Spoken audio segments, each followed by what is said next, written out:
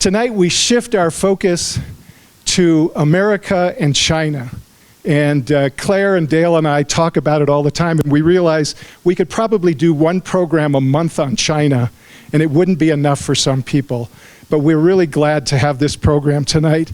And I want to thank the Foothills World Affairs Council. They're friends and partners of ours, and they reached out to us because they were bringing Bruce Jones, and he spoke there last night, and helped make that connection so we could bring him here.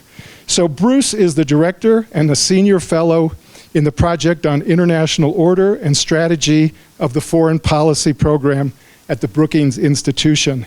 He also works with the Center for East Asia Policy Studies and is a non-resident senior fellow at Yale University. He previously served as the vice president and director for Brookings' Foreign Policy Program. His research and expertise and policy experience are in international security, and his current research focus is on U.S. strategy, international order, and great power relations. His most recent book on the topic is the best-selling To Rule the Waves, How Control of the World's Oceans Shapes the Fate of the Superpowers. It's our pleasure to welcome Bruce. I will tell you that at the end, I will bring the microphone around for the Q&A, and as always, I encourage you to please be concise in your questions. We don't need a diatribe or too much commentary, and to make sure that there actually is a question in what you have to say. So please give a warm welcome to Bruce Jones. Well, thank you very much, and thank you all for being here. I'm delighted to be part of your summer season. Who knew? Sure didn't feel like that today. A particular thank you to Claire Nobel, who helped put this together, and to Chris, who's done a huge amount to make this happen. I'm delighted to be here, and really I'm delighted to be in person. I've done a fair number of talks over the last couple of months, and it's virtual, which is fine, but you lack the engagement with the audience, and I'm pleased to be here. I know I'm a little bit fortunate because I don't have to wear a mask, but nonetheless, it's delightful to be here in person. And Chris, you know, between you and Joe Shaw at the Foothills World Affairs Council, you know, I thought it was just extremely clever of you both to arrange for President Biden and Xi Jinping to meet 2 nights ago to help advertise the talk. I just thought that was really well done, so thank you for that. You know. And in fact, I wanted to start with that because the summit was interesting in the timing of it. You know, we've been now for several years, honestly, in deteriorating relationships between the United States and China. And the pace of deterioration, in my mind, has begun to accelerate, right? Or to put it differently, we're in sort of rapidly rising tensions.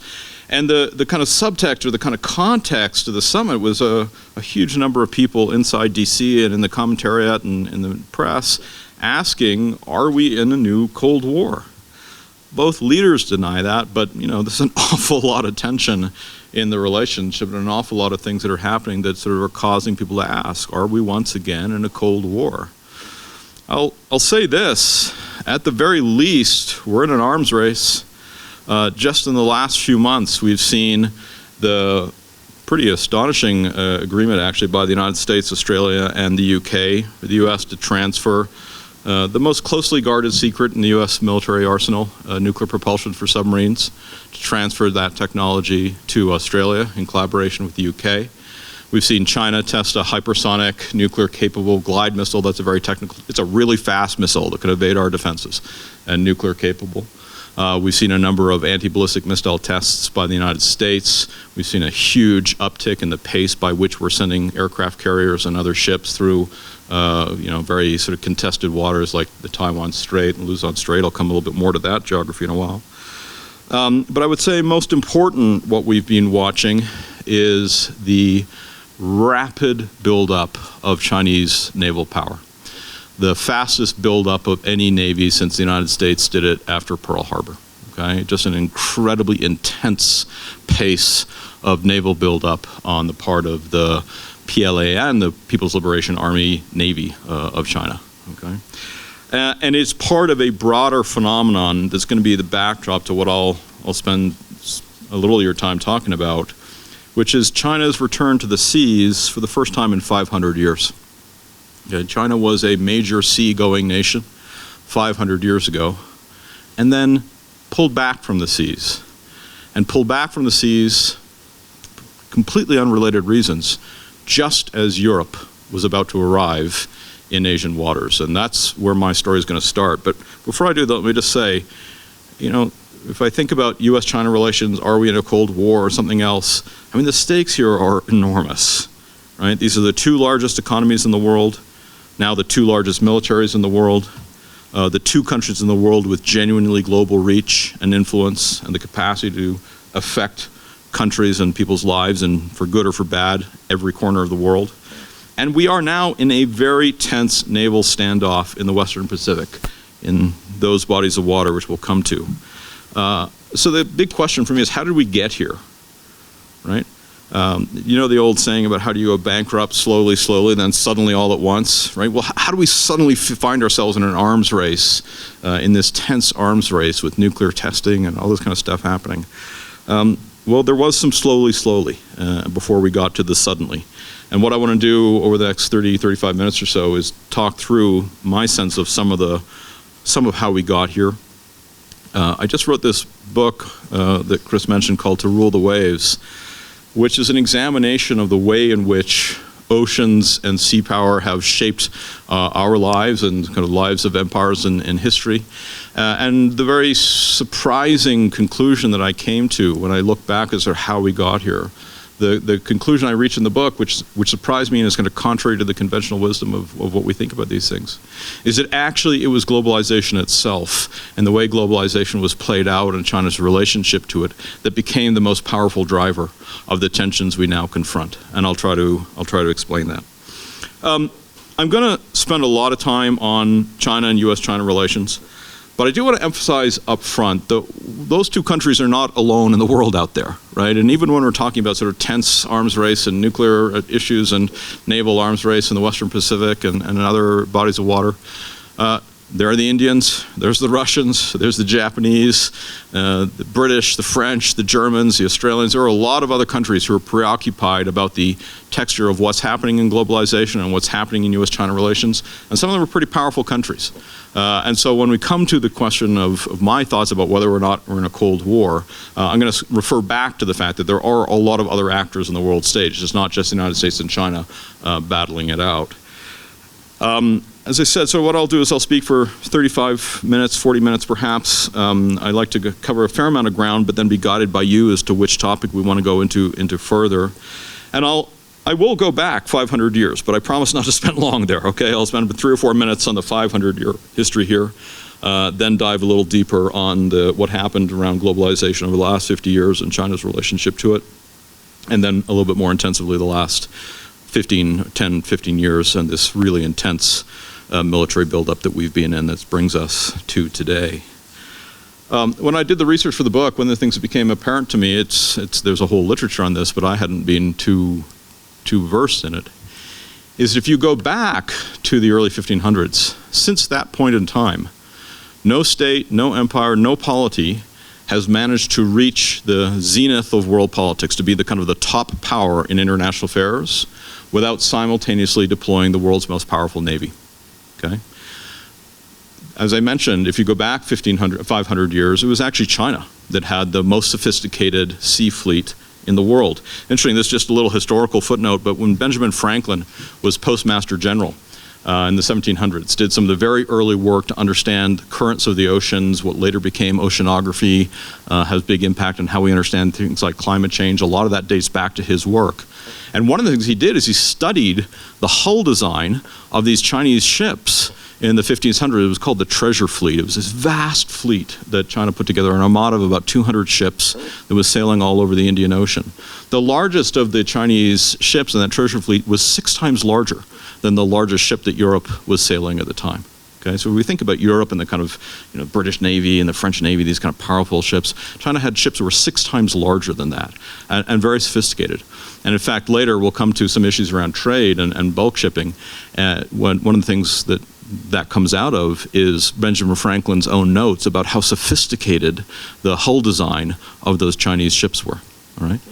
But then, for internal reasons, as I mentioned, nothing to do with Europe, China pulled back from the seas, took a decision in the mid-1500s that actually it wasn't getting much out of this expansion of its sea power, and it wasn't getting much from sailing these ships around. And it would pull back from the seas. It was always dealing with some Mongols in the north and some internal difficulties. And that turns out to be an extraordinarily important historical accident, because then when the first Europeans find the sea route into Asia, it's the Portuguese who sail sort of west further out into the Atlantic, catch the trade routes and come down around the Cape of Good Hope and up into the Indian Ocean and find the sea route to Asia, which had long eluded the West. They encounter an Indian Ocean that is not dominated by Chinese ships, which it had been some years earlier. And Portugal, which is the first European country to arrive in Asia with naval power, is able to impose its will, essentially, on all the kind of coastal territories around the Indian Ocean, because it's got this sort of dominant naval power, right? Then the Dutch rise as the world's largest navy briefly, then the Spanish, the French briefly, but then, of course, most consequentially, the English. And for almost 300 years, the Royal Navy has the most powerful navy in the world and is able thus to become the most powerful empire in the world. Very consequentially, for the story I'm going to tell, about midway through that, of course, it uses naval power to sort of break its way into first India and then a little bit later into China. And it's really the entry into China by the English East India Company and then the Royal Navy that, to my account, really begins the modern era, really begins this patterns of trade and flows that we would now call globalization. Starts with what are called the Opium Wars, when Britain wants to sell opium to China in exchange for sort of gold and tea and various other things that it's getting out of India. The Chinese don't particularly like the opium trade. Britain says, well, so, sorry, you're going to do this, and send several ships of the Royal Navy into ports just north of Hong Kong and sort of break their way into the Chinese market, so to speak. And at the end of the Opium Wars, Britain signs a treaty with China, the Treaty of Nanking and the Treaty of the Bogue. The Chinese call them the unequal treaties.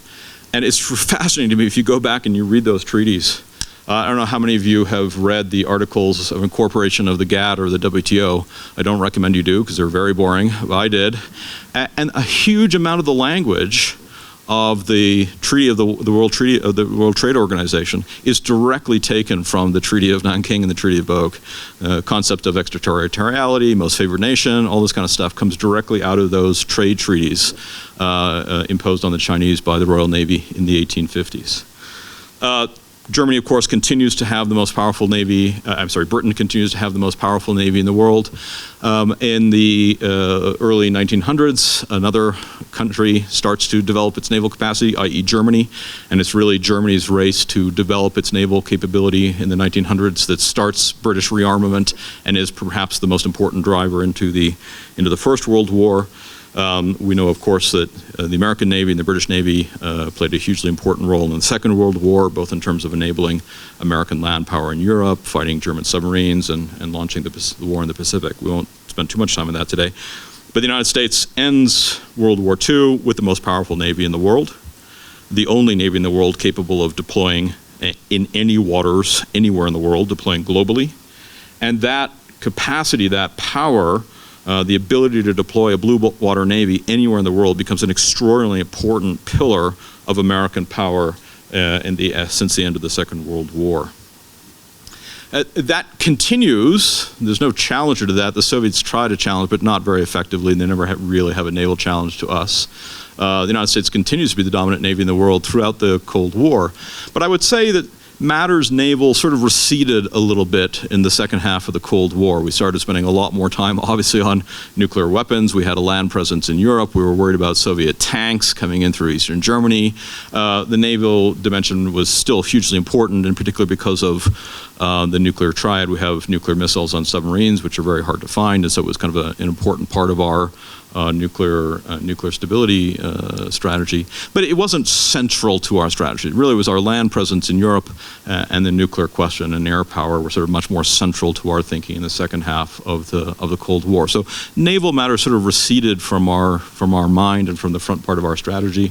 And then in the post-Cold War world, we've been much more focused on land wars in the Middle East and counterterrorism and things like that. that, which navies play a role in, but not centrally. So we hadn't been spending a lot of time on naval issues since the kind of midway of the Cold War. But at exactly that point in time, in a totally other domain, the oceans were about to become hugely consequential. That's in trade, okay?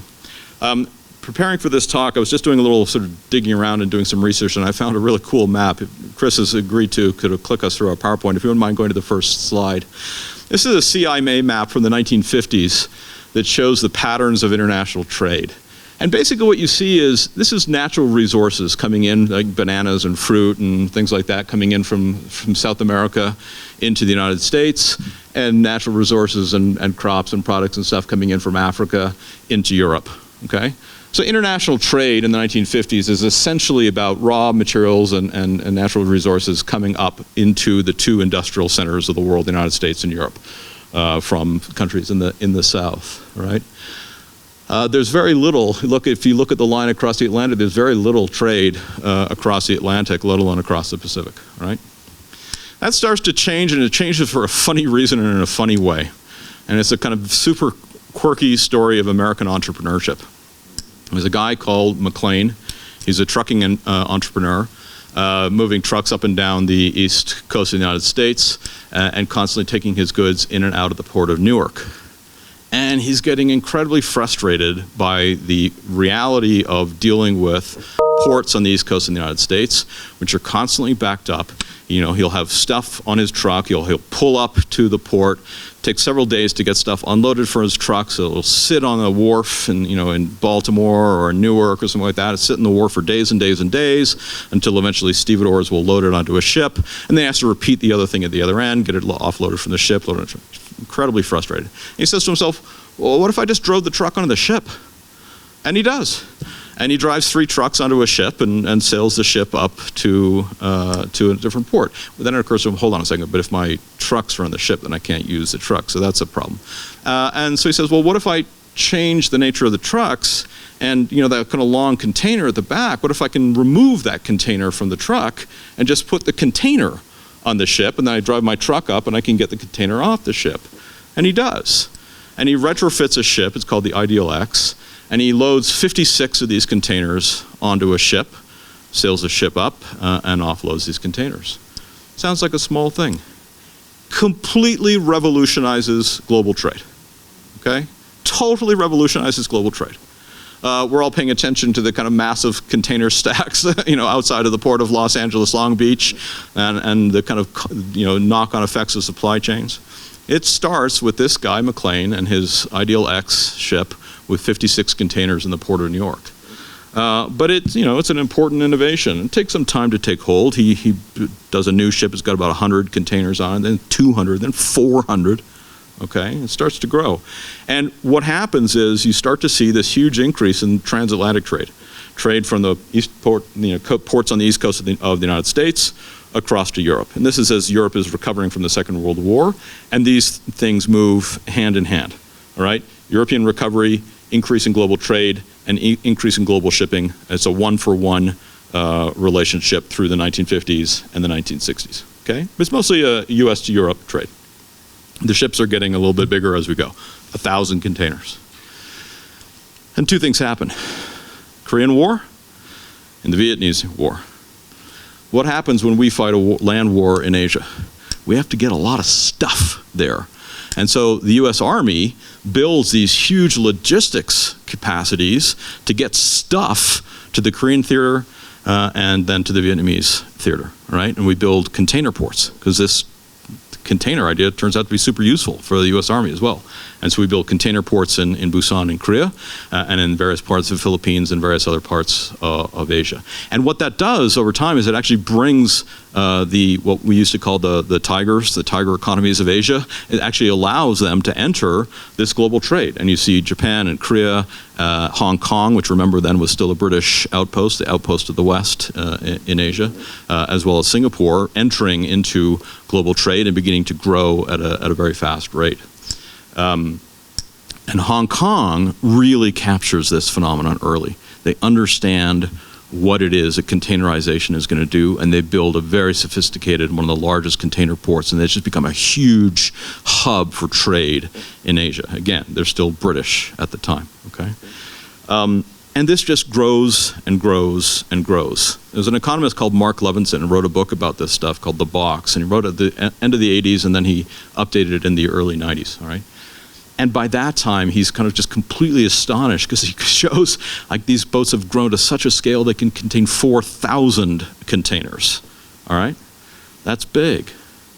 Now, doing the book, I got on a container ship in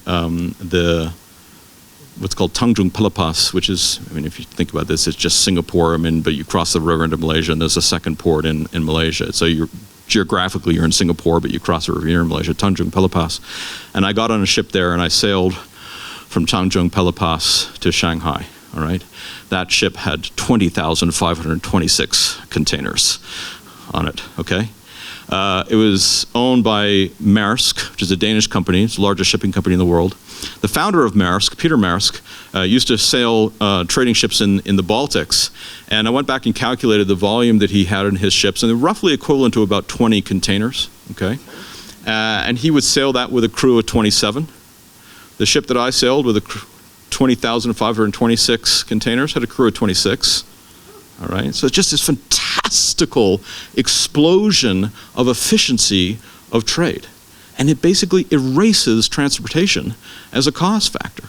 It's so cheap to move things because of the huge bulk at which you can do it, that it is not more expensive to sail a container full of t-shirts from Vietnam to the port of New York. It's less expensive to do that than to drive a truckload of them from Lower Manhattan to Macy's in Uptown New York. All right, so it erases transportation as a cost factor. If we could just go to the next slide, that's the 1950s. This is yesterday. That's trade flows, and you can see it's every waterway, it's every port, it's every country in the world. Just this incredible crisscrossing of trade flows, all by sea. One is bulk shipping, one is oil, one is gas, one is containers, and one is something else. I can't remember, but it's all forms of bulk shipping. Okay. That graphic, though, is slightly deceiving because it looks like it's equal everywhere. And if we go to the next slide, we'll see where if this is by volume, and you see that there are really two lines. It's the United States to Europe, and it's the east coast of Asia to everywhere else in the world. Just vast quantities of goods flowing along those two sea routes. If we go to the next slide, that's every ship in the world 2 days ago. You can capture this stuff online, okay? You think about globalization, you think about airplanes and service industries and high tech, 85% of global trade moves by sea, okay? 85%. And when that other slide you asked about the colors, it's containers, it's all the stuff that's, stuck in Los Angeles, Long Beach. I went up to the container station, the container examination station, the port of New York, which used to be the largest port in the world, not anymore. And walked through a lot of the containers that had opened up for inspections. I mean, everything that we buy, everything. Photocopiers, paper towels, oranges, strawberries, pork products, cars, motorcycles, medical equipment, you name it, we bring it in by containers. Everything we consume, flat screen TVs, Nutella, you name it, comes into our ports via these giant container ships and other forms of bulk shipping. It's a similar thing. The green are container ships, I think. Orange are, the purple are bulk carriers, so that's like grain and things like that. And I think the brown are oil and gas. And that goes to my next point, which is 85% of consumer trade, global trade, it moves by sea. But there's also been a huge change over the last 20 or 30 years in the way energy moves around the world as well. You think about energy, you think about sort of, derricks in Texas and pipelines and Saudi Arabia. And yes, I mean, obviously oil tankers moving between Saudi Arabia and the rest of the world. But there's been a huge revolution in energy production as well. Again, a story of American ingenuity and entrepreneurship and the development of offshore drilling and deep sea offshore drilling. That's a story actually about the interaction between American entrepreneurs and the Navy. I could tell that story if you want. But fast forward, and what we see today is that 80% of oil and 60% of natural gas is either found at sea or moves by sea to its final destination. All right. Global trade moves by sea. Global energy moves by sea. Somebody have a cell phone on them, or you used your cell phone getting here, or your GPS. You've been doing Zoom talks and virtual talks. We all are surrounded constantly by data. You don't think of data in the oceans. 93% of all data in the world flows on undersea cables that crisscross the continents. 93%. Everything that we do is tied up in these ocean floor cables that crisscross the continents. Okay? So globalization and the world that we live in is fundamentally a world of the oceans. We don't think of it that way. But that is how it has emerged over the last 40 to 50 years. So what does any of that have to do with Joe Biden and Xi Jinping meeting for a summit around a Cold War? Well, let's go back to Hong Kong, okay? If you went back to by the way, before we do that, can we just go forward one? That's a shot of me for my research at the prow of the Madrid Maris, that ship with 20,000 containers. Go one more. Give you a little sense of scale. Go one more. We're used to thinking about aircraft carriers as big ships, right? USS Nimitz is the largest aircraft carrier in the world. You could put 2 of them in there and still have room left over for the Empire State Building, right? This is a really big ship. If you just click over one more, you can see as a graphic, that's the size of the container ship. And there are thousands of these things sailing back and forth across the oceans every day. And now there are a bunch of stuck them outside Long Beach. Say again. It's 220,000 gross weight tons displacement. Big. Yeah, displacement, yeah. So what does this have to do with China? Well, I mentioned that when I sailed that ship, I was sailing from Singapore into Shanghai, right? If you go back to the 1980s and you looked at the list of the largest ports in the world, it was New York, London, Rotterdam, it was all the West, right? Japan had one port in the top 10. Forward fast to the 1990s and this phenomenon I mentioned of the Asian tigers getting into the act. And so then you have, Busan, Korea, and Singapore, and Hong Kong is in there as well, right? And then 3 things happen. The Cold War ends, China enters the WTO, and Hong Kong, which is one of the largest and most sophisticated container ports in the world, reverts to China, all right? And this country that has just entered globalization, whose leadership has basically never left the country, right? Grown up in China, educated largely in China, very limited exposure to the West, has this port, this extraordinarily sophisticated port, with all of the legal and financial infrastructure that goes along with it, comes back into China's possession. And it's this huge rocket boost to China's globalization. And what we watch, if you look at the numbers, you just see this kind of incredible increase in total global trade, 1-to-1 with an increase in the total size of the global economy, 1-to-1 with an increase in the size of containerized shipping, with a 1-to-1 increase in the size of ports in China.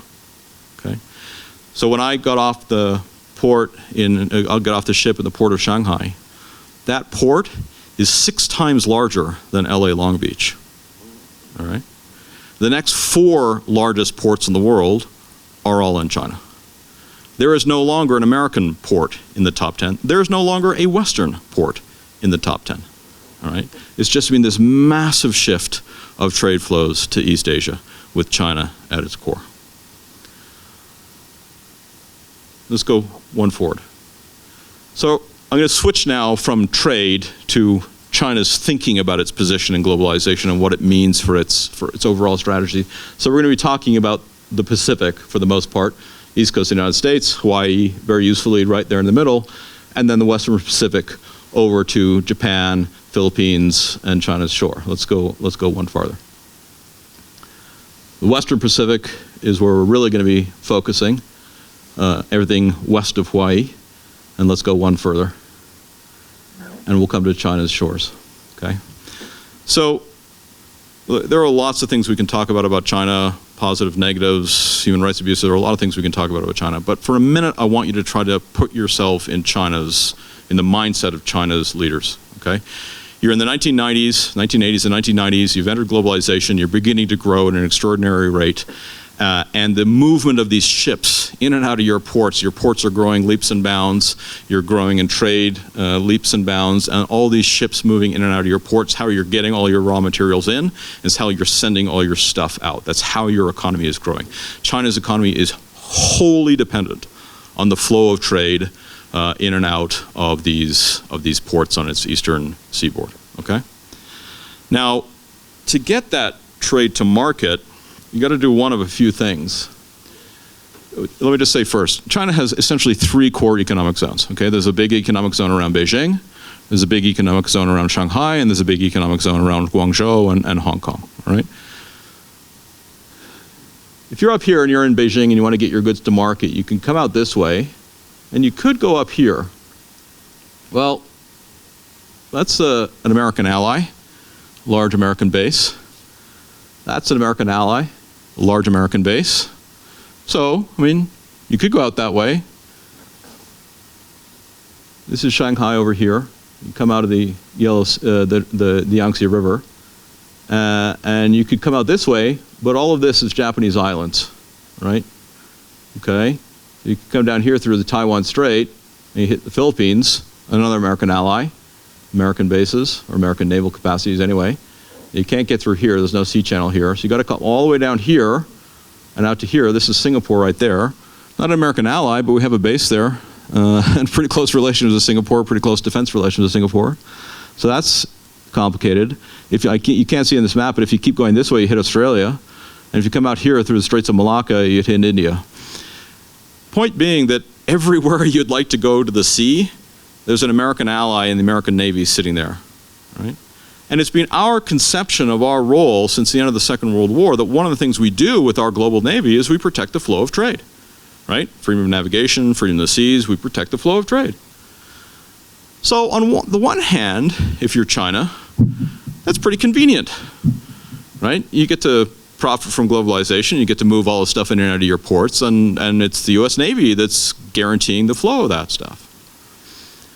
On the other hand, if you're a rising power, you think to yourself, am I really comfortable with another country having the key role in securing that trade and being the kind of power that maintains the control of these seas? We've dominated those seas since the end of the Second World War.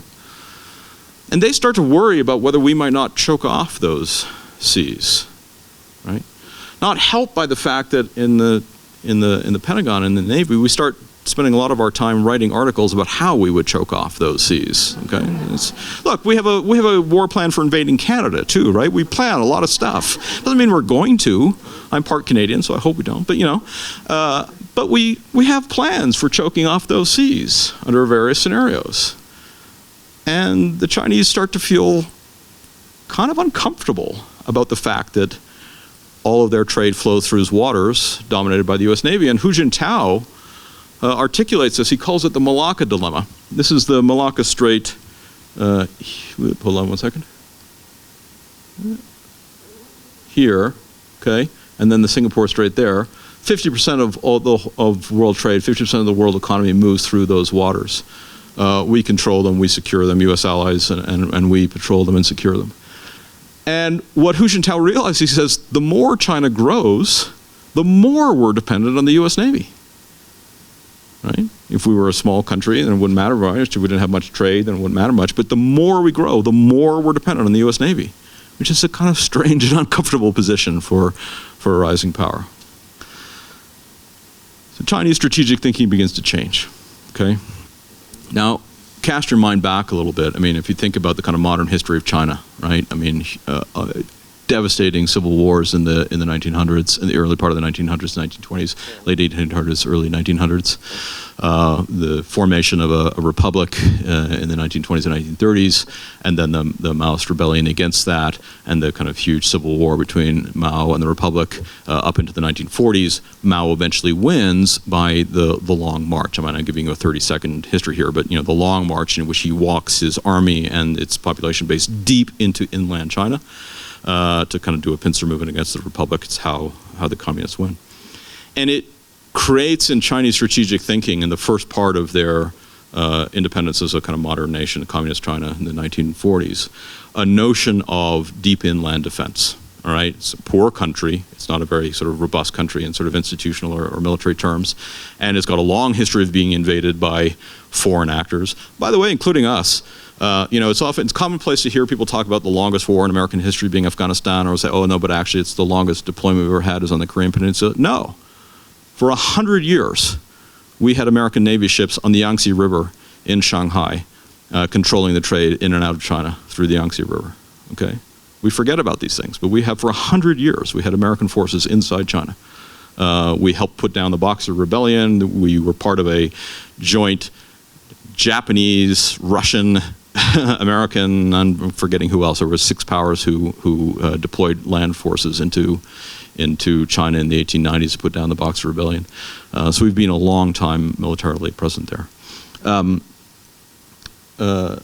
Point being, China has a lot of history of being invaded by foreign powers, okay? And in the first part of their modern history, they think, well, the way we survive that is this notion of deep inland defense. Somebody comes across our borders, we'll simply retreat back into deep inland, and we'll sort of exhaust them as they chase us the way they did in the Long March.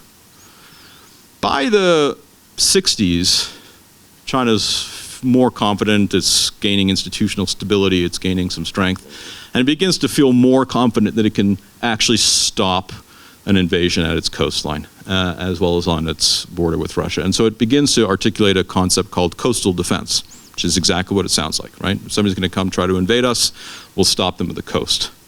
And they begin developing the kind of military infrastructure for a coastal defense.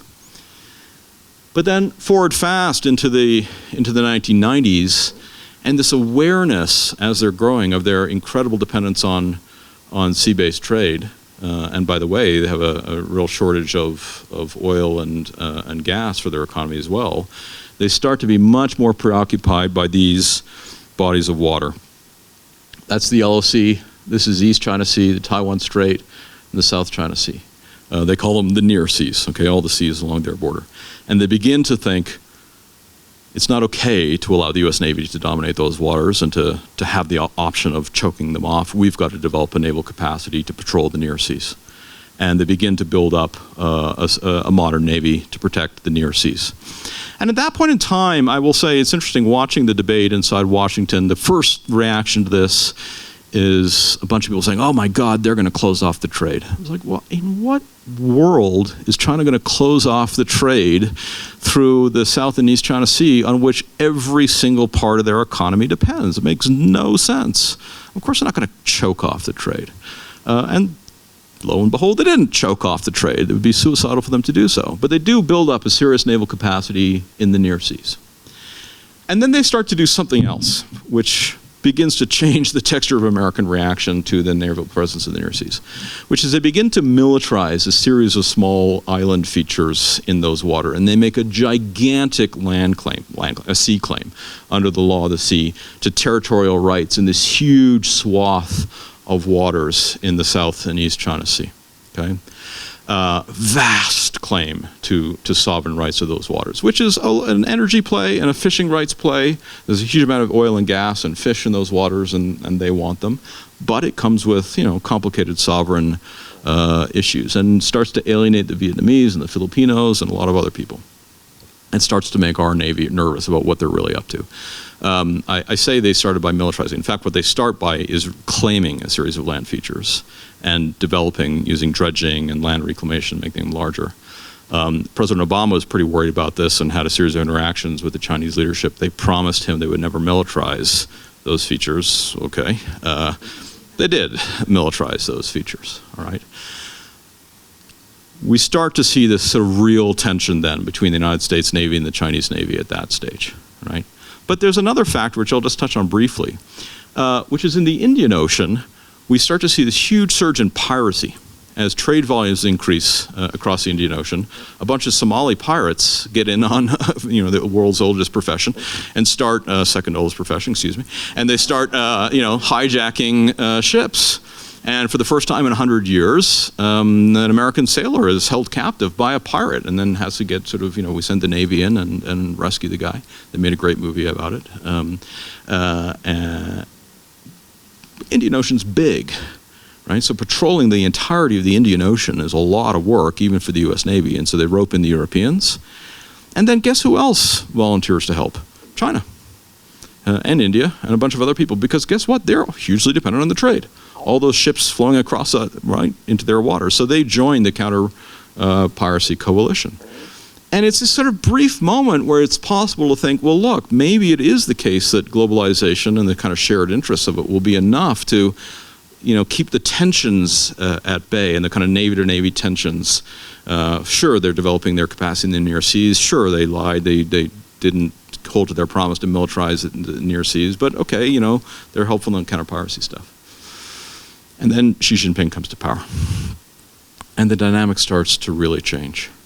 And in the Chinese strategic thinking, they begin to articulate two very different concepts, right? We've been talking about a near seas defense. They begin to articulate two additional concepts. A far seas strategy, okay, which refers to the Pacific, the Indian, and the Arctic oceans. And they begin to kind of develop some of the infrastructure for a blue water navy. They begin to acquire ports in lots of different interesting locations around the world. They turn one of them into a naval base on the Red Sea, just south of the Suez Canal.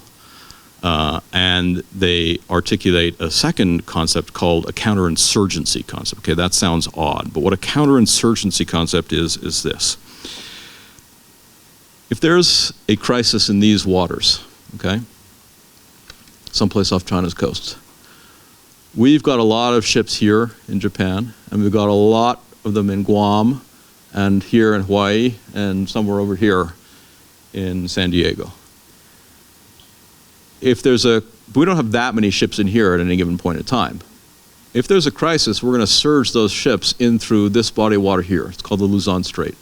We're going to surge ships into here to reinforce our position in these waters. China starts to develop a capacity they call counterinsurgency to stop us from doing that, and even to try to stop us from coming in past this line here, which they call the second island chain. And the main thing that they develop is extremely sophisticated anti-ship missiles. Okay? So by about the 2010-2012 mark, versus a posture which really does seem to be a commercial posture about protecting these waters, Xi Jinping is talking in much more ambitious terms, and they're developing these concepts of counterinsurgency and a far seas strategy and the naval infrastructure to go along with it, and in particular, the missile infrastructure to go along with it, okay? These are very sophisticated missiles. They are more sophisticated than anything in our arsenal, right? We don't have anti-ship missiles. We do now, but we didn't then, right? They are the first state, the first nation to deploy anti-ship missiles. And the core thing an anti-ship missile can do is it can hit our aircraft carriers someplace out here. And the reason they start building out these installations in these waters is every time you go out an extra 100 or 200 miles from land, your missile range goes an extra 200 or 300 miles, all right? And so they start to develop a capacity to keep our Navy at bay, all right? Our Navy isn't too thrilled by that development. And this moment in time when it looked like it might be the case that despite sort of Navy-to-Navy tensions, the kind of broader interest in globalization might allow us to stay on a kind of stable footing, begins to change very, very rapidly, all right? And we start to develop new operational concepts that are responsive to their counterinsurgency. I will spare you the military acronymage, which is mind-boggling, but the essential concept we develop is what's called air-sea battle, all right?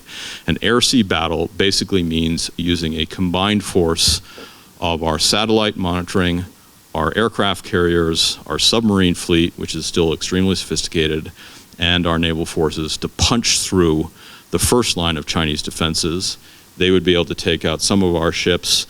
We'd be able to get deeper in, take out their installations in the near seas, at which point we could hit their naval defenses. Problem with that, their naval defenses are here, okay? They're about 1,000 miles inland in China. So our notion of air-sea battle to surge our forces into the near seas ultimately requires us to conduct airstrikes and missile strikes about 1,000 kilometers deep into Chinese mainland territory.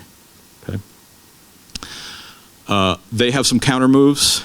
They've adopted a technique that we had during the Cold War. During the Cold War, one of the things we were worried about is Russian submarine fleet is pretty sophisticated. We weren't worried if the Russians or the Soviets sailed out onesies and twosies, a submarine with nuclear weapons on it. But we were certainly going to be worried if we saw the bulk of the Soviet fleet, submarine fleet, leaving their bases. So we developed a technique which was called nuclear barrages. We were planning to drop large numbers of nuclear or explosive devices in the water, sort of in front of their major bases. Nuclear explosions underwater will disrupt the mechanics and the tracking and the kind of the technologies of the submarines. We have other nuclear anti-submarine warfare devices that we can use. China's developed those same capabilities. The point I'm trying to convey here is when we talk about a naval standoff, this is not a British ship of the line against a French ship of the line exchanging cannon fire in the middle of the Indian Ocean. This is extraordinarily sophisticated, multidimensional, long-range missile strike, highly technological warfare between the two largest militaries in the world. Okay? So their doctrine of counterinsurgency and our doctrine of air-sea battle are doctrines for large-scale warfare at sea, but also on land, between those two militaries. That's the backdrop to the Australia, UK, US submarine deal, to our tests of anti-ballistic missile defense systems, to their test of, because the anti-ballistic missile systems are designed to, they shoot these missiles which can hit our aircraft carriers. We now have the capacity to shoot up a missile and knock it out. Only problem with that, if we go one more slide over.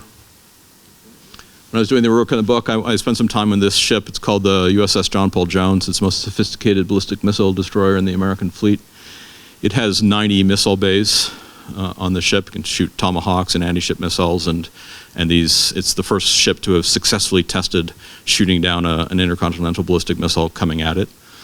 But this ship, to do that job, has to be 5,000 miles from the west coast of the United States, so it has to be able to defend itself.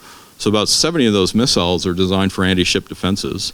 So it can maybe have about 20 anti-ballistic missile tubes on its ship. How do you defeat that? Well, you send 100 missiles at it, okay? And they can be junk missiles. Doesn't matter. We can't tell. So this ship will exhaust its arsenal shooting down junk missiles, and then China will shoot a real missile, and we won't have any capacity to intercept it anymore. So we've put a ton of money into anti-ship missile defenses. Not entirely clear if it's going to work. Nonetheless, a preoccupation with the Chinese, so they've developed, I've referred to it earlier, this thing called the hypersonic glide missile. It's a very misleading term. Hypersonic missile sounds like it's like really incredibly fast, right? Our missiles are faster than that.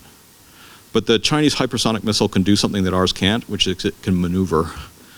Ours, when we shoot them, they shoot on a parabolic arc, and we can aim them pretty well, but once they're in motion, they're in motion.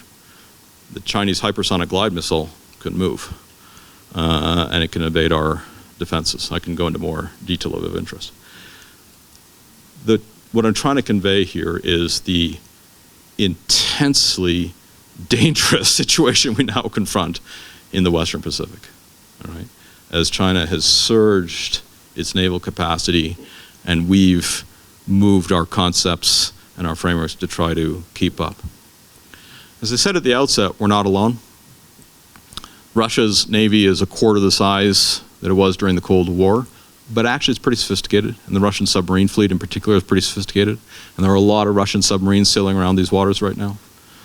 Japan, we don't think of Japan as a kind of powerful military country, actually has probably the second most sophisticated Navy in the world, including the second largest submarine fleet in the world. Diesel submarines, not nuclear, but nonetheless a very sophisticated submarine fleet. It's patrolling these waters in a very active way now. Britain just deployed for the first time in, I think, 20 years, 2 aircraft carriers. Guess where they deployed them? Those waters. They sailed through the Luzon Strait a few months ago to reassert a kind of European presence in these waters. Obviously, Australia, Korea, many others sailing in those waters as well.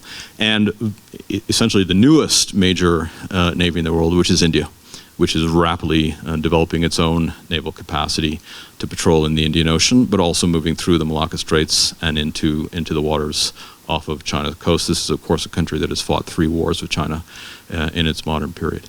So I've emphasized the U.S. and China, but by no means are we alone out there sailing in this tense arms race. There are an awful lot of other actors engaged in this very tense situation in the Western Pacific and actively watching how we and the Chinese are going to handle it. I want to sort of wrap up now. I end on that point about these other navies for one particular reason. This question of whether we're in a new Cold War, which we're going to hear a lot about in the next years. To my mind, the arms race is very worrying. It's a reality that we're currently in. The phrase Cold War, to me, evokes the memory of the US-Soviet struggle and these kind of 2 titanic powers mobilizing these blocks of countries underneath them. That does not feel to me like the world that we're in. Right? If you think about the Cold War, you think about the Soviet Union and us. The Soviet had the Warsaw Pact. What was the next most powerful country in the Warsaw Pact? I don't know, maybe Poland, right? I mean, a fraction of the capability of the Soviet Union. In the West, what was the second most powerful country after the United States? You know, the French will be annoyed if I say it, but probably Britain, right? Which is 1/10 of our size. So you had these 2 giants and then these much smaller countries sort of operating under their sphere. That doesn't describe India. That doesn't describe Russia. That doesn't describe Japan. That doesn't describe Germany or the EU. These are major, powerful entities who are, you know, finding their way to some sort of complex set of relations between the Americans and the Chinese, but in no way are they sort of falling under a Chinese bloc or an American bloc. It doesn't look like that at all. To me, the world looks much more like it did when the British Navy had the most powerful navy in the world, and the Indians, not the Indians, but the Russians, the Japanese, the Germans, and several other navies were competing for control over the high seas, were competing for trade, were competing in all sorts of different ways. To me, that feels much more redolent of the world that we're in.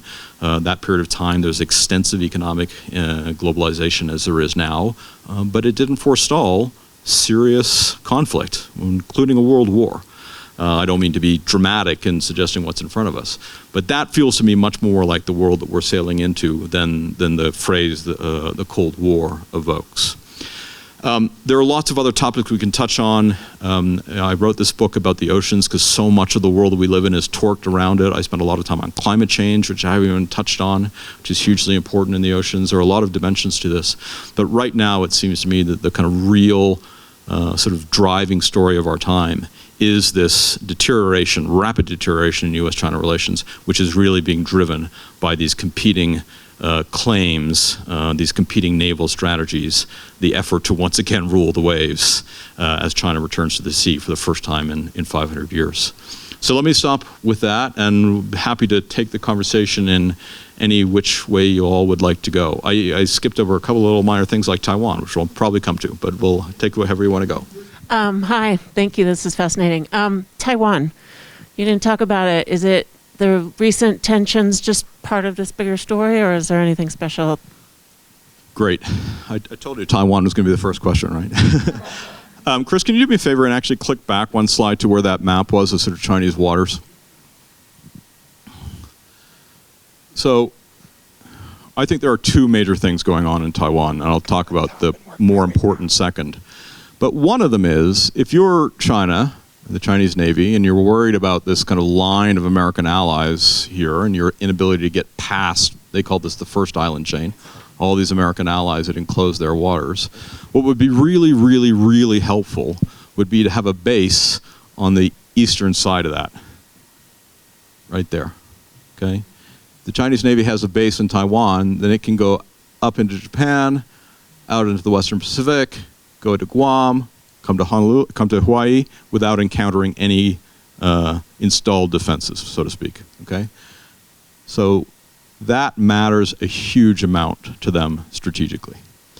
But without any question, the bigger story of Taiwan is this question, which we, look, obviously we can't know entirely.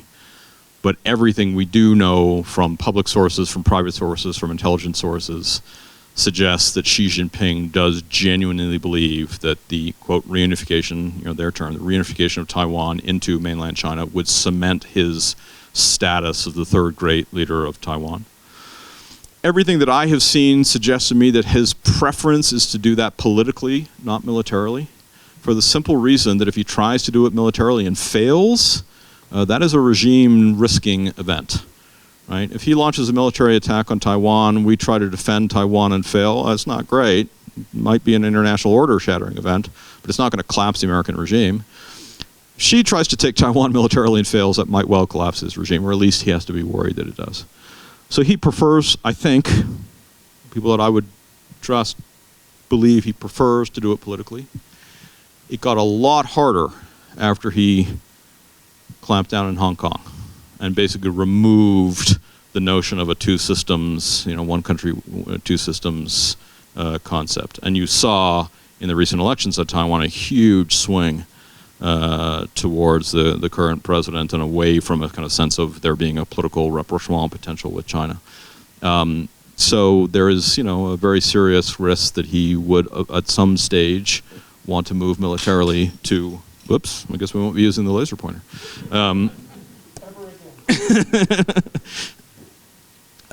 Militarily to reincorporate Taiwan into the Chinese mainland. I shouldn't say reincorporate, it's their term, you know what I mean. But that strategic question is also very real, right? That is their escape from the first island chain.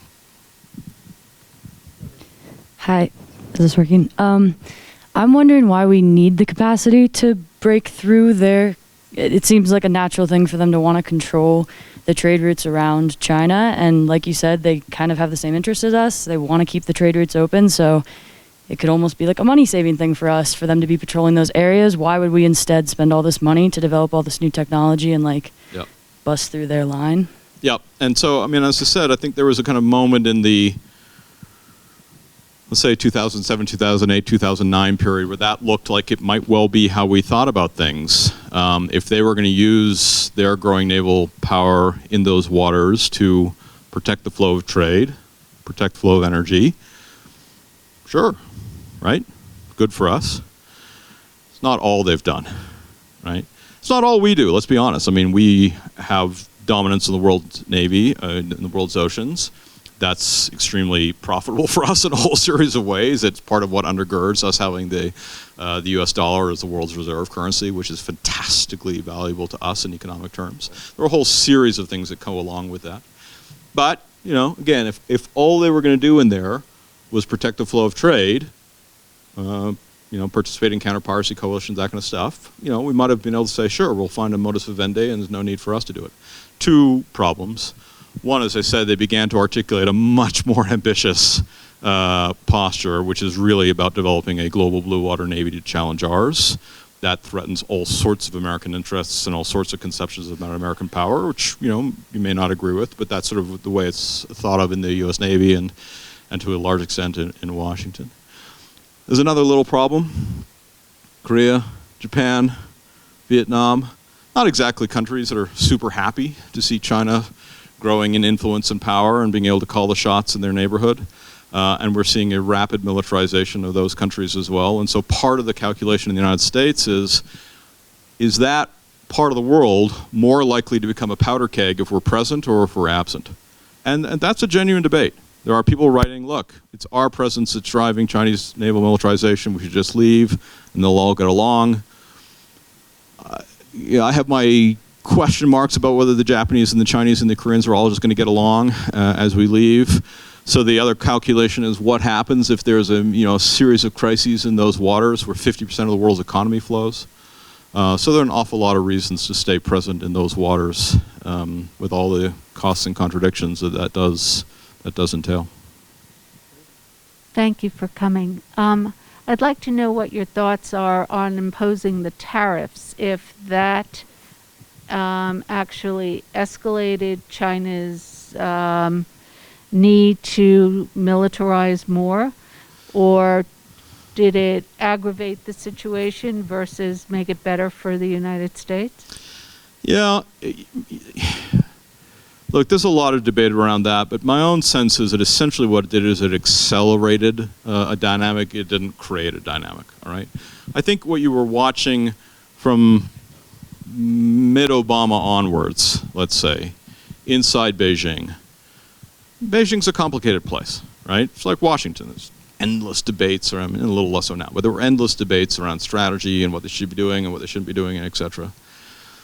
And there was sort of one major strand of argument which was saying, look, let's just keep it calm with the United States, because after all, we've been able to grow vastly in this system. They protect our trade. Why on earth should we sort of, queer that pitch? Let's just keep it calm. Sure, we can kind of slowly develop our capability, but let's keep it calm. And another major school of thought that says, no, that's for the birds, right? The Americans are over. It's our time. We're coming out. It's our coming out party, right? And Xi Jinping has, put his mark very solidly on the other side of that equation, right? So a very strong sense in Beijing that it's time to challenge the United States in a whole series of ways. It's time to move out as a major power.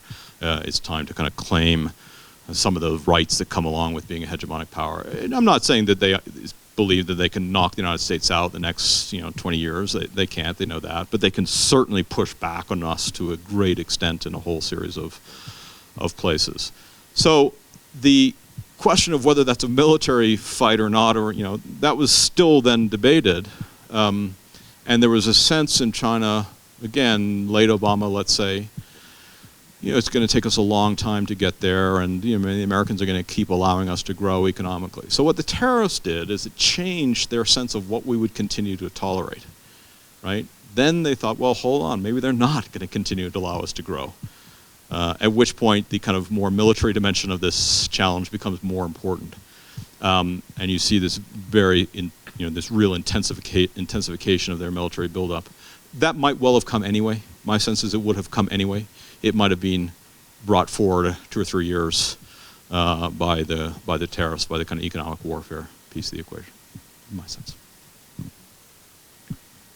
With so much dependency on trade, and the dependency that all the economies of all these countries have on trade, why would any of them risk major military confrontation that would put a huge, dent in all the countries' economies? Yeah, crazy, right? And was the thesis of a very important book called The Great Illusion by Norman Angell, which was written in 1912. About the way in which deep economic interdependence between Germany and Britain made it necessarily the case that we couldn't go to war. But we did. In the book I wrote, I at the end, I talk about 2 different worlds we could live in. There's a world of logic and sane leadership and judgment and in which exactly as you said, what on earth would we go to war over? Right? Control of a trade over which we both rely, dominance in a bunch of waters that matter primarily in terms of the ability to get goods that we both rely on out of them. And we could, as we did in this experiment with counter-piracy, sort of co-patrol the oceans. That's a world we could live in.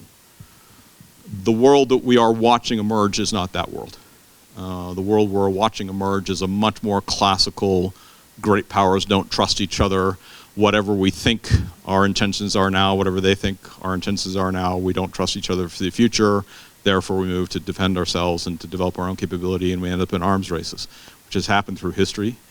And regretfully, that's what I see happening now. I don't see that more sane, more logical, more obvious world. What I see happening is the breakdown of any form of trust and the rapid militarization of the relationship.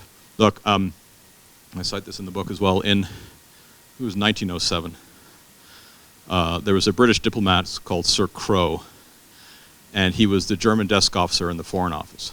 Okay, and he was getting reports from Berlin of German naval buildup, and he wrote a memo. It became famously known as the Crow Memorandum. And he said, "Look, Germany is a rising commercial power, and what they say they want to do with their navy is protect their commercial power. And we should be okay with that. But what if they change their mind?" What if that's not all they want? Or even if it is now, what if later it isn't? And he concludes by saying, we cannot safely run that risk.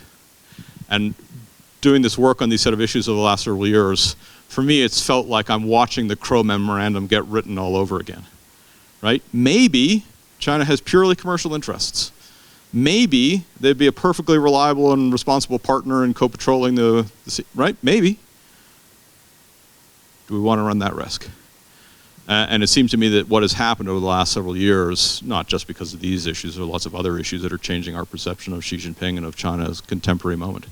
They're causing us to say we can't afford to run that risk, and knocking us into this more, tragic, frankly, world of great power distrust and militarization and arms races, which is what I'm watching unfold around us. One of the things I thought was important, by the way, about the summit, let's see what comes out, but they did start to talk about putting guardrails around this. When I showed that photograph of the USS John Paul Jones, I was sailing with them in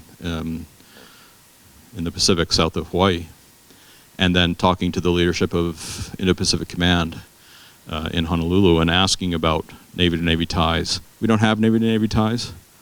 There is no U.S. military to Chinese military dialogue. There is no hotline on the president's desk by which he can call the Chinese leader. We don't have any of those. We don't have any of those guardrails. If a Chinese nuclear sub bumps into one of our nuclear subs, boy, we were talking about that scenario beforehand. This can escalate really quickly, and we don't have those guardrails in place. So for me, the important thing about that summit was at least the two leaders agreeing. As I said, let's see, how much follow-up there is, but at least the beginning of a diplomacy to put the guardrails in place. We've seen this rapid deterioration in the relationship, and that deterioration, in my view, has outpaced the diplomacy. We need to kind of right that balance. Yeah, what role do you see U.S. companies, U.S.-aligned companies, and their investments in China going forward with this? It's been interesting to watch. I would say 15 years ago, actually, let me back up one point first, okay?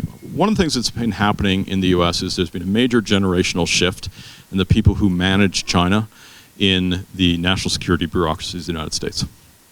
Okay, so when President Obama was in office, his senior director for China, a guy who used to work for me at Brookings called Jeff Bader, was 71, had grown up in the era of the opening to China, was there at Tiananmen, had been part of the opening to China, had been part of that diplomacy, and a lot of the people who were the kind of main China handlers in Washington were of that same generation, okay?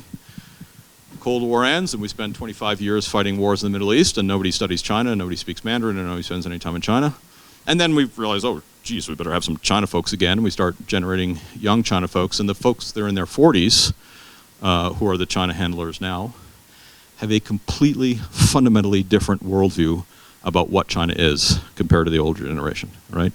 They've come to their careers in the era of late Hu Jintao and early Xi Jinping. They've seen the crackdowns. They've seen some of their friends arrested. They've watched the crackdowns in Xinjiang. They've watched Hong Kong. They have a completely different worldview of China, much more hawkish understanding of what China is and of the U.S.-China relationship. Now, in the Obama era and early Trump era, U.S. businesses that had a major investment in China were kind of a bulwark against that, saying, "Oh, don't go too far in creating an arms race with the Chinese because we still got huge investments." But of course, it became harder and harder and harder to do business in China as an American company. Intellectual property theft, poor treatment of employees, it just became a lot harder. And sort of manufacturing companies, a lot of the kind of early pioneers in the business really lost interest in the Chinese market and shifted out. The two places that sustained a high level of interest in the Chinese market, Silicon Valley and Wall Street. Silicon Valley, that's changed. Ask Facebook now whether they still think they're getting into China. No, they do not. And I've even started to see this change in Wall Street. Now, Wall Street is still pretty invested in China. But you're starting to see the kind of major players in Wall Street say, well, let's look at India. And start to see real concerns about their exposure to China. That's still early days, I would say, in Wall Street. But my point simply being that the role that the business community had played in the early part of the 2000s as a kind of a stabilizer in the U.S.-China relation, that has begun to change.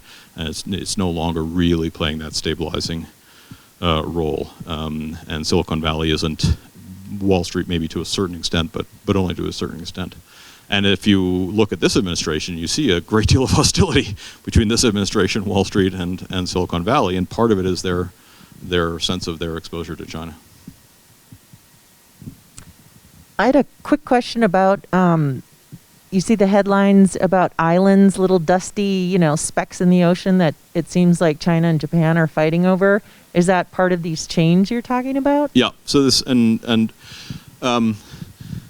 I had a better map, but we can't use it for. You see that line that says the first island chain, that red line coming down from Japan? All of those are islands. The red line sort of blocks them out, but those are all islands. And there are Japanese islands along that archipelago that go almost the whole way to Taiwan. And one of the very last of them is what the Japanese call the Senkakus, and the Chinese call it the Diaoyu Islands, right? Which is basically a bunch of rocks with some sheep, okay? A bunch of rocks with some sheep surrounded by a very large oil field, all right? And one of the first places that we start to see China pressing its territorial claims in order to get access to the oil rights was in the Senkakus. Now, to my account, the Japanese mishandled that in very profound ways. They did a series of things which were really escalatory, became a major flashpoint. That's calmed down somewhat, partly because of the sophistication of the Japanese Navy. The Japanese have really unshackled their Navy as a consequence of all this. And the Chinese are spending a lot more time pursuing oil and gas and fish in the South China Sea, much less in the East China Sea. But that was absolutely part of that equation. Yeah. Yes, thank you very much for your lecture. You were speaking of the trade, and I would like to touch on the derivative trading that has been developing over the last 50 years. Now that China has taken, it seems, the global lead in the new derivative market, this brings up my question.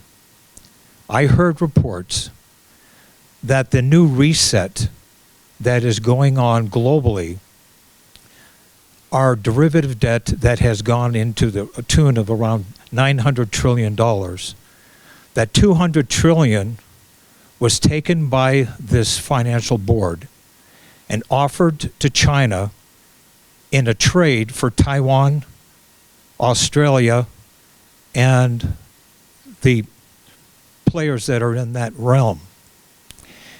And since Australia has given the signal about the sub, they're no longer taking the deal. So my question is, what is the new world trading on the debt of our country and the debt of the World Bank? What role is this playing with China to protect the new reset? So I don't know the answer to that. I don't know that storyline. I don't know those specifics. I would say three things that are perhaps germane.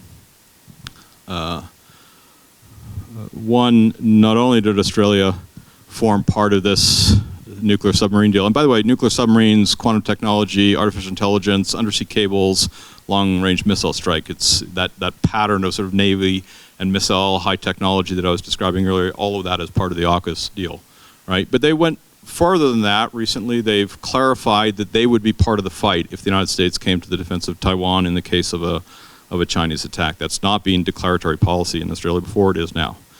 The other country that has said that is Japan. That is very new for the Japanese, right? The Japanese before had sort of said, well, we're in Taiwan, nothing to do with us. We used to own it, but we don't anymore. So. And they've recently clarified that if there were a Chinese attack on Taiwan, they would come to the defense of Taiwan. I don't know the answer to your question. What I do know is that one of the things that China is trying very hard to do in the liberalization of its financial markets is it's trying to reduce its exposure to U.S. sanctions, right? So I was in Beijing, I think it was 2018, I was talking to the head of their, the equivalent of the Securities Exchange Commission. And he was talking about the liberalization of their financial sector. At that point, they'd agreed that foreign firms could take up to a 50% share in a Chinese firm, and it was going to go up to 100% within 3 or 4 years. I'm not 100% sure if they've got there, but they're certainly moving in that direction. A Japanese bank had gone in, Deutsche Bank had gone in, and there was one American bank that was exploring. And he was talking about it in sort of technocratic terms. It's going to really help our economy in this and this and this ways. I was there with a delegation of American sort of statesmen and officials and stateswomen and stuff. And then I think he kind of forgot who his audience was. He said, you know, and if we're successful, within 15 years, we will not be vulnerable to American financial sanctions. It's like, right, right. So there are a whole series of ways that that China remains vulnerable to our power. One of them is the extraordinarily important role the dollar plays in global finance. Right? Somebody else was asking about similar things. So I don't know whether your question specifically is part of that, but certainly China is trying to make moves that reduce their exposure to Chinese financial power in order to give them greater freedom of movement in international affairs. We have all those partners and all that power in that region of the world. Why did we let them? Why did we allow them to build that second island chain? Why didn't we stop them in the tracks right then and there? Second island chain is ours. That's ours. That, just to be clear. Sorry, I should be clear. That's Guam and that's the Marianas. Those are our bases. All right. China's worried about those things. They don't have capacity out there. They were building out there. They're building inside the first island chain. They're building, reefs and atolls and things like that inside that first red line to be able to expand it. And why did we allow that? Okay. Well, so it's interesting. I have to be a little careful here because sometimes I do things which are, off the record with folks in the administration and stuff. And this was very much one of these. 2015, 2016, right? It was a couple of years earlier. Chinese had promised Obama they wouldn't militarize those island features. And then they put missiles on, great name, Mischief Reef, all right? They put missiles on Mischief Reef. And one of the things that came up for debate in and around the president's circles was, should we take them out militarily? Okay. There was a lot of debate around that. It's actually relatively easy to do it if they don't respond. But if they do respond, then we're back to that scenario I described before, and we're hitting, 1,000 miles inland. Chinese naval bases were surging massive amounts of American power into those waters and engaging in large-scale missile strikes. They're shooting down aircraft carrier. It was not a simple thing. It was not a little insurgency thing. But, there was nonetheless a sense of like, well, if we don't do it now, 5 years from now, it's going to be harder, isn't it? Right? So that was being actively debated. Let me just put it this way. It was being actively debated by two groups of people who thought they might occupy the White House, Democrats and traditional Republicans. Neither of them ended up occupying the White House. And during the Trump administration, there was not a lot of focus on that set of issues in the White House. There was in DOD, but not in the White House. Much more emphasis in the trade war. Fast forward to present day, we can't do it anymore.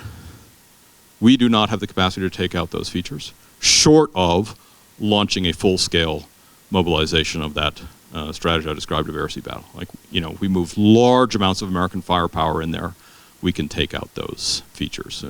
One of my colleagues calls them stationary aircraft carriers. Right? But we have to take out their missile defenses to do that. It's a big deal. Right, so 5 years ago, it might not have had quite this texture. But if you ask the question now, it's not, should we take out that little installation? It's, should we go to war with China? I mean, I'm slightly exaggerating for effect, but not really. So. This kind of relates to the last question. Given the emerging tech with the hypersonic missiles, AI, and so forth, how will the loss of Bagram in Afghanistan affect the posture of the Pearl Necklace defense strategy? Yeah, I mean,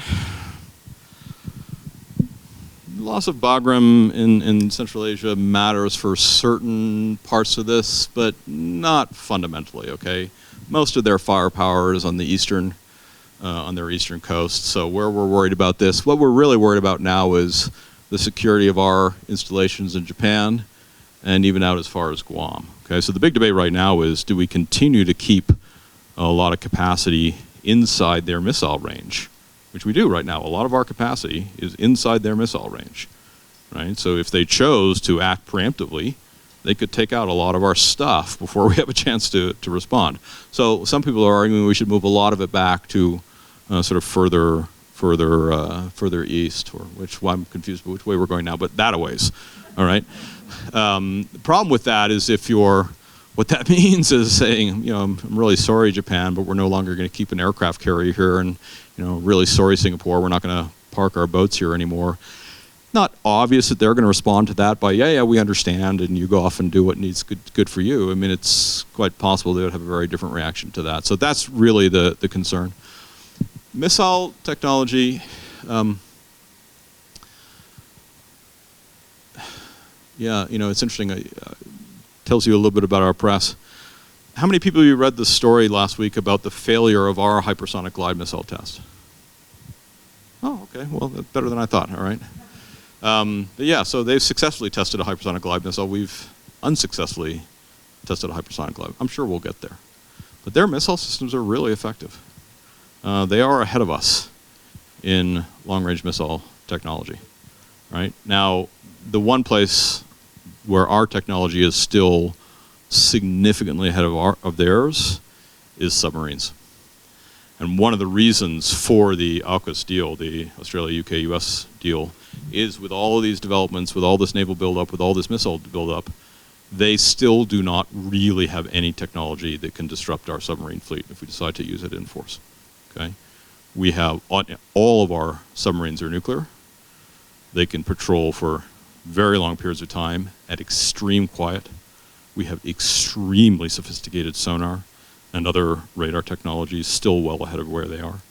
So our submarine fleet is still significantly more effective than theirs and is not threatened, at least at this stage, by these technologies, by hypersonic, by the missiles, etc. So I think we're going to see a substantial, the largest ever defense contract in the United States was to acquire 18 new Virginia-class nuclear submarines. All right, so we are building up our submarine fleet.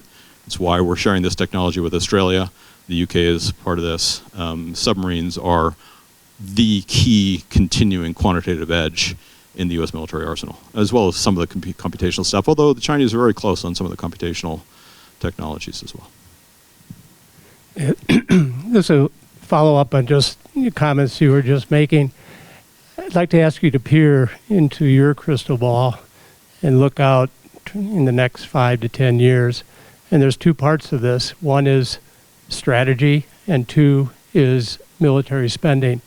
How confident are you, or how pessimistic are you, that China is going to develop an effective strategy, and that America will develop an effective strategy? And then about the spending to support that strategy, when you have a centrally planned economy that doesn't have to deal with the powerful industry lobbyists that we have in Washington, how confident are you that once we have our strategy, that we will be able to support that strategy? Like how we submitted a defense budget that had 0 increase for naval shipbuilding this year? I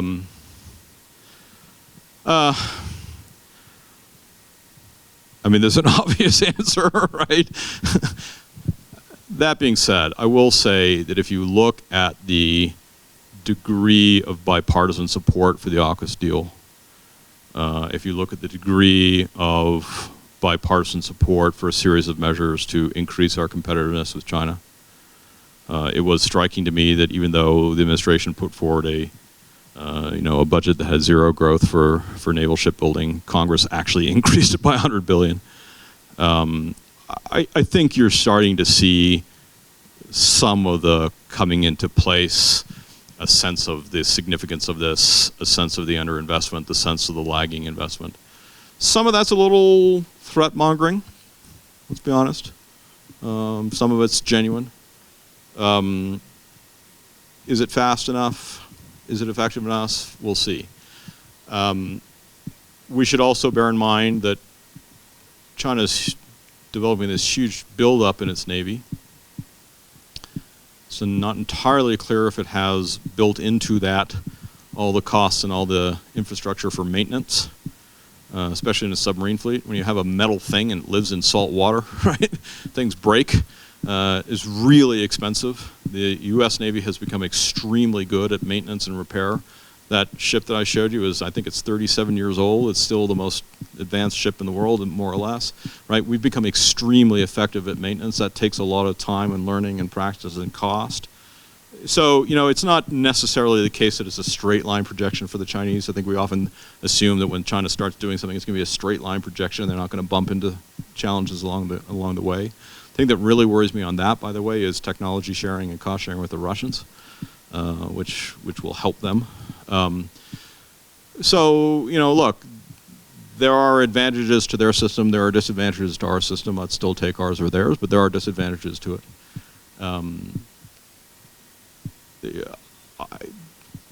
I see a slight turn in the seriousness of purpose in our system on this issue. There's lots of other places where you don't have seriousness of purpose as a country, but in this, I think we are starting to see some movement in the right direction.